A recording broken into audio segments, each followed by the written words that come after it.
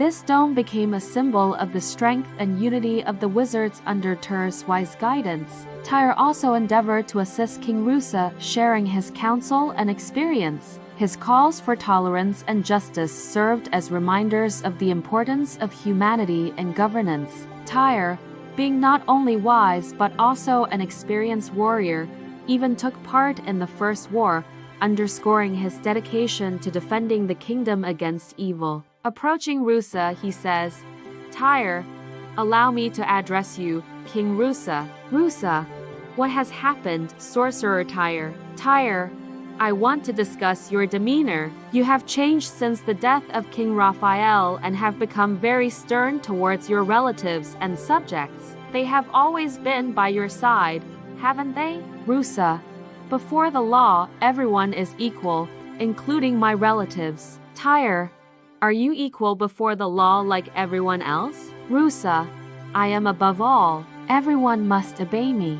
"Tyr, you know that King Raphael was my friend, and it was always through our advice that we managed to find the right solutions." "Rusa, no one is holding you here, and you can leave whenever you want. But if you stay, you must also obey me. Every time I need advice, I will turn to you." At that moment, the king's mother, Queen Lasma, entered the room, holding little David in her arms. Tyr bowed his head to King Rusa and Queen Lasma, then quietly bid them farewell, asking for forgiveness. The tension in the palace was escalating, so Hayk decided to accompany Sos to the royal summer residence, which was located a bit away from the palace. They chose to get married, opting for a simple ceremony without any festivities. Despite the disagreements between Rusa and Hayk, when danger loomed and evil sought to strike, the brothers would draw their swords and stand back to back, ready to fight off any threats.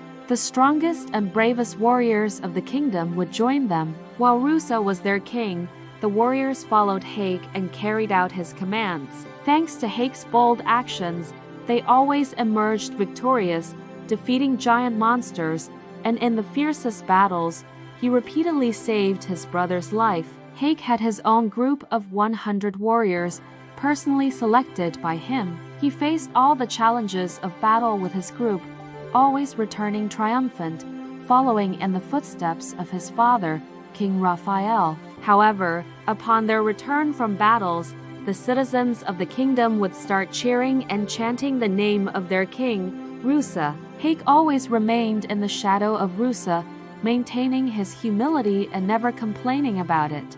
All the warriors of the kingdom considered Hayk the strongest among them, respecting him for his kindness and composure. The death of King Raphael had different effects on the brothers. After the loss of their father, Rusa seems to mature instantly, and his character undergoes a significant change. He becomes a just but, at the same time, arrogant and selfish king. Rusa exerts all efforts to make his kingdom strong, but his strictness and punishments for violating royal laws instill fear among the subjects. People respected the king as much as they feared him, especially after the loss of his wife. Rusa enjoyed being in power and ruling the kingdom, and he liked it when he was frequently praised and esteemed. He always pursued his interests and made decisions at his discretion, and no one dared to oppose him. Hayk deeply mourns the loss of his father and falls into a long period of depression. He only emerges from this state when his son is born.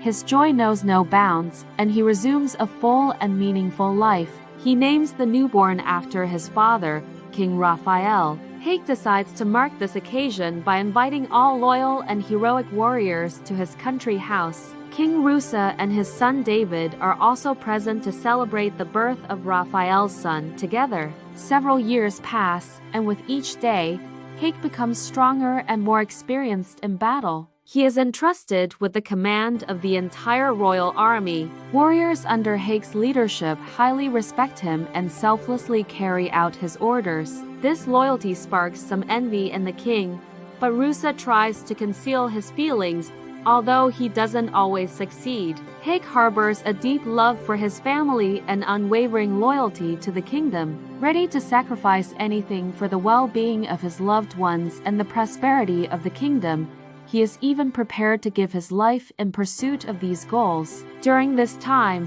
horrific events were unfolding in the world of evil. Dagaran planned to open several small corridors in the magical realm and suddenly kidnap several leaders. By replacing them with ominous sorcerers capable of assuming the appearance of any person or creature, he intended to sow chaos in the kingdom. His goal was to weaken the structure of the kingdom, sow discord within the palace, and when the time came, peacefully invade and annihilate everyone. Dagaran wasn't merely seeking to conquer the magical world. His true aim was the destruction of all who lived there. The prophecy spoke of the nature sensing the proximity of the two worlds, providing the magical realm with a chance to fight and survive. When the 5 shards of nature made their choice and found their owners, that's when Dagaran would attempt to invade the magical world.